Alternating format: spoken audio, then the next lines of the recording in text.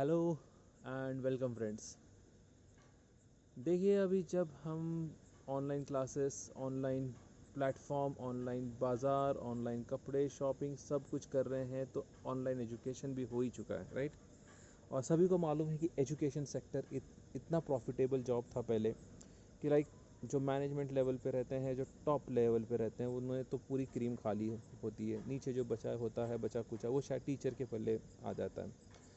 अब ये हो गया है कि ऑनलाइन टीचिंग में रिसेंटली जो हमने देखा है, एक फ़िज़िक्स के टीचर जो 55 साल के हैं, जिन्होंने सिर्फ एंड्रॉयड फ़ोन या जो मॉडल फ़ोन आज के हैं वो सिर्फ फ़ोटो खींचने के लिए यूज़ किया था, उन्होंने पहली बार जूम क्लासेस के लिए अप्लाई कर दिया। यानी कि लॉकडाउन हो गया, मैनेजमेंट ने कहा कि अगर आप सीखो तो ज़्यादा बेहतर होगा, नहीं तो दरवाज़ा ऑलरेडी खुला है, आप जा सकते हो। तो इस टीचर का करता ना क्या करता, इसको जूम क्लासेस लेनी ही थी। फाइनली उसने ये किया कि भाई अपनी बेटी के पास गया और उसने अपनी बेटी से जूम क्लासेस के बारे में सुना, जानकारी ली, सीखा एक दिन में, और फिर उसने दूसरे दिन जूम क्लास ली।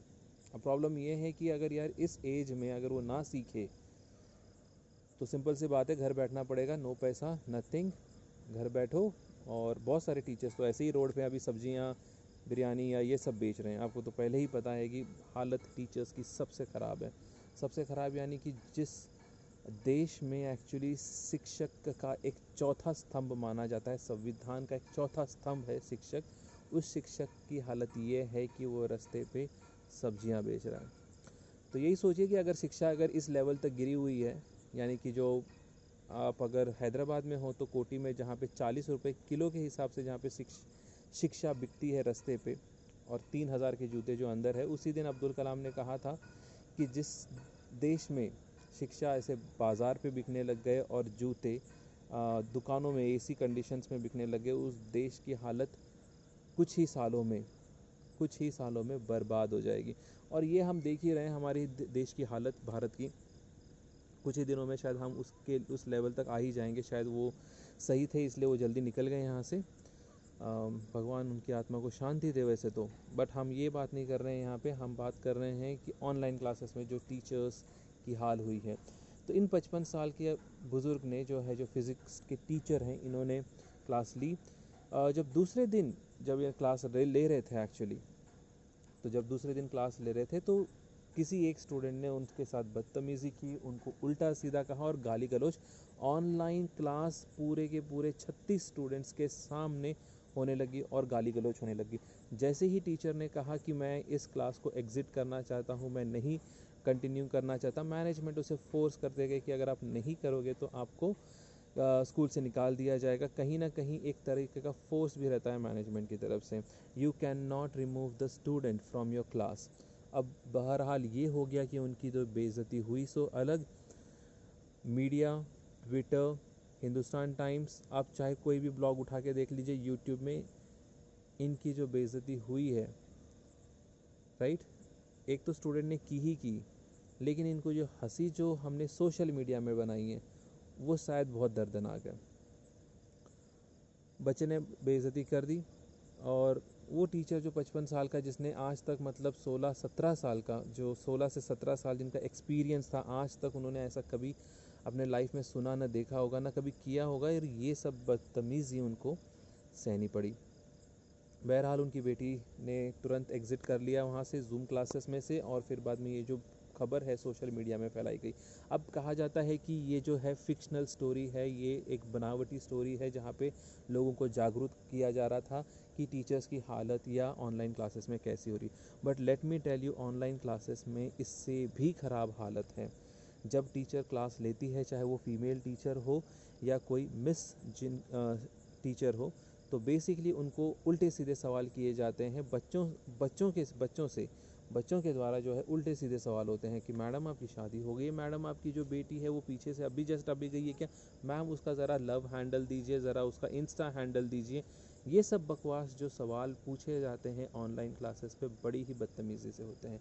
ये तो चलो फीमेल टीचर्स के हो गए, लेकिन अगर हम देखें मेल साइड में तो और भी ज़्यादा ख़राब है।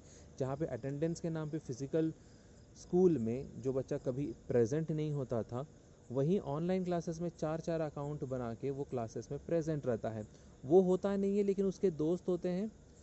ऑनलाइन क्लासेस की और सबसे बड़ी प्रॉब्लम है कि एग्ज़ाम्स में जो बैठे हुए बच्चे हैं या वही हैं या कोई और है, ये बिल्कुल पता नहीं कर सकते।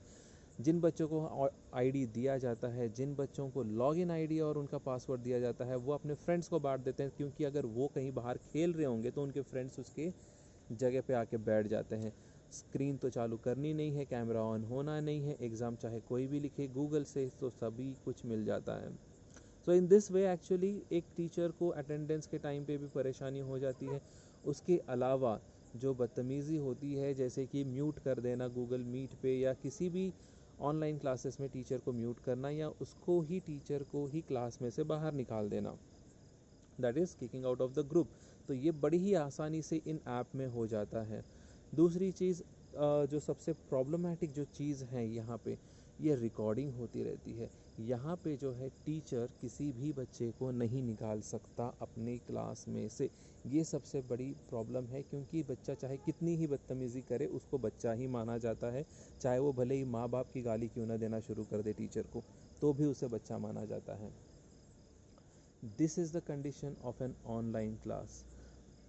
और जहाँ पे अगर कहा जाए कि ये ऑनलाइन क्लास एक ट्रेंड हो चुका है, हर एक स्कूल अपने आप को बचाना चाहता है, क्योंकि वो अपने बच्चों को लूज़ नहीं करना चाहता। या सोचो कि वो अपने पैसे लूज़ नहीं करना चाहता।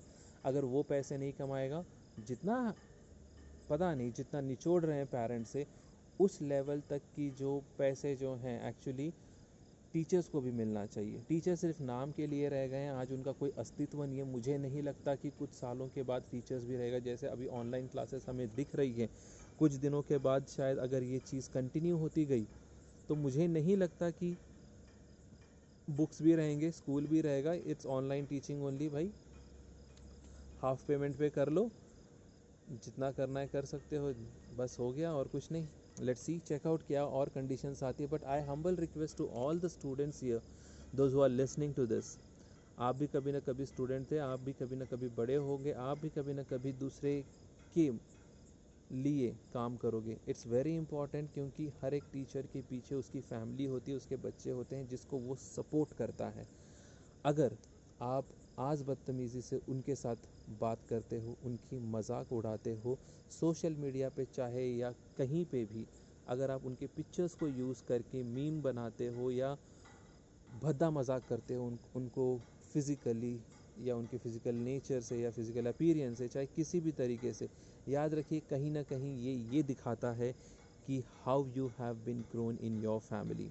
It's not about the student, it is about the family that has you are living with.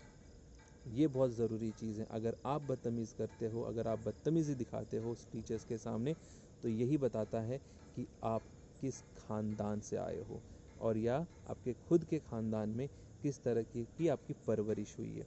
Thank you very much for listening. अगर बात अगर अच्छी लगी हो तो प्लीज़ लाइक इट और आगे तक पहुंचाइए। नहीं लगी तो छोड़ दीजिए, भूल जाइए। रात का समय है, एक अच्छी सी लाइट आपके सामने चल रही है, अगर रोशनियों में अगर हमारी बात अगर आपके दिमाग में आ जाए तो वेरी गुड, अदरवाइज़ तालियां बजाओ और आगे बढ़ो। Thank you very much and have a great night.